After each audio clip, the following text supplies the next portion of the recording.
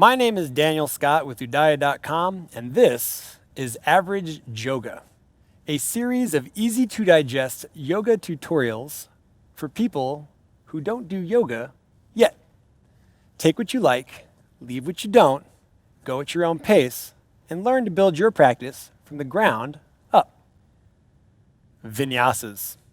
Oh, the vinyasa. What does vinyasa mean?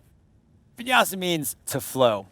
Vinyasa is also a sequence of postures that are done between other sequences in a yoga class that sort of wipe the slate clean, that give you a chance to do a regular series that help you kind of open up the shoulders, open up the back, and technically get you to a starting point to begin the next sequence.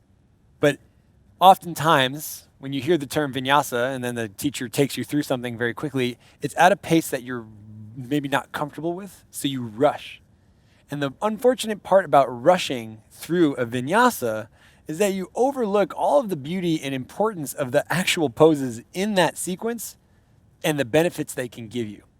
So let's talk about what a vinyasa is and what the benefits of each posture or each sequence part within that sequence, so you can enjoy them a bit more. So instead of moving through poses, you move into them. So the vinyasa is a sequence of a few poses, starting typically in a plank position. From plank to chaturanga.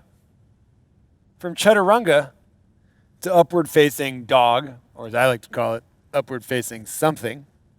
And then from upward facing something into downward facing dog, or as I like to say, downward facing something else. Plank, chaturanga, upward facing this, downward facing that. Now, sure, looks great, a lot of fun. You do it 1,000 times, it gets a little tiring. Here's the deal. Maybe your plank is a little shaky. Maybe chaturanga just isn't worth your time because you don't have the arm strength yet and you drop in the shoulders or you collapse in the back. Maybe upward facing dog feels absolutely terrible on your back. And maybe downward facing dog, dare I say, simply just sucks to be in for any period of time. So let's just do some modifications to make a vinyasa your vinyasa. Plank, I think it's pretty important or safe to say, if you're going to work on trying to find strength, plank's a great thing to work on. You don't have to hold plank very long, but learning how to hold plank for, say, more than a breath is a valuable thing. So let's get some best practices. Fingertips, knuckles, base of palm. Fingertips, knuckles, base of palm, shoulders over wrists, hands back. You can drop the knees if you need to. Otherwise, extend through the heels. Core engages, you did it. I actually made a video on it, demystifying plank. You should check it out. Now from here, if plank's too much, drop the knees. You can go, instead of chaturanga, lower down to knees, chest, and chin. Now let's hang out in knees, chest, and chin for a bit and really let the heart melt, the chin lift, the elbows hug in, the toes stay tucked, and a breath or two to allow yourself to soften the heart and slide the chest forward a bit. Breath in, breath out. You don't have to do this on each breath just yet. Now, instead of sliding forward and up to upward facing whatever, lower the hips, untuck the toes, press through the feet, even widen the hands and take the hands slightly forward, scoop the elbows in, and lift up gently. Now, it's this part right here, the scooping of the elbows in and the lifting of the heart forward, where if you have a tight lower back or you have any pain going on in your back, that slowness is going to help you open up into it. It's also, when you rush, a place where you can tend to strain or hurt yourself that would make vinyasas actually painful.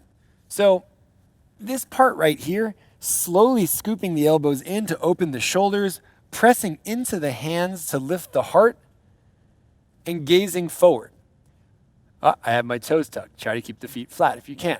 Now, also important to know, if you've looked at other vinyasas and you see there are oftentimes when people rush, they lift the chin and they get to this part and it's supposed to be really beautiful. Now, if you have a very flexible back, it looks great and it feels good. However, if you have any tightness in your back, lower, middle, or upper, moving from the chin to make this happen is going to put unnecessary strain into your body. So instead of moving from the chin, do that elbow scoop, press into the heart. Let the chin be the last expression of the movement. You don't even have to lift it that high. You can have the heart low and have the gaze low. If you feel like the neck is starting to get really tight, don't lift from the neck, lift from the heart instead. Now, instead of moving right back into a downward facing dog, if you see from here, a lot of times the toes tucked, you try to lift up and you try to pull back. It's a huge strain on the shoulders. And if you have tight shoulders, moving from here all the way to here, you can pull all sorts of muscles in your side body and in your shoulder blades. So from that upward facing, whatever you want to call it, lower the heart again, retuck the toes, and pull the hips back towards the heels. I like to say, go towards a child's pose, and at the very last minute, change your mind and lift the hips. So let's look at that one part pretty closely right here. So you're in that upward facing, whatever you want to call it, spectacular. Feet are flat. Tuck the toes, inhale, press into the hands, let the head drop. As the head drop and the arms extend, you can see that the upper body is starting to get towards that downward facing dog position. The hands are wider than the shoulders, and the ears are in line with the biceps. The tailbone's backed by the heels. You're in a very extended child's pose. So why not, with the toes tucked, press into the heels and just extend the legs to lift the hips? You might find this is a really great way to move into a downward facing dog so that it feels doable and actually pretty good. From that downward facing dog, you can tuck the chin, roll the shoulders forward, bring it back to plank. The nice thing about a vinyasa, it's very similar to, say, Surya Namaskar A or B, in fact, they're usually connected, is that you can touch many, many parts of your body, muscles and bones. You can move many, many joints by doing this over and over and over, but not for speed, for slowness. So I challenge you to maybe do 3 or 4 vinyasas at your own pace, in your own time, and use more than one breath to really move into each posture as opposed to through them. You might be surprised at what you find. So, how'd all that land for you?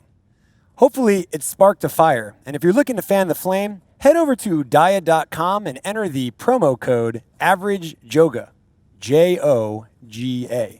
You're going to have access to a lot more classes from myself and a host of amazing teachers from around the world of all shapes, styles, and colors.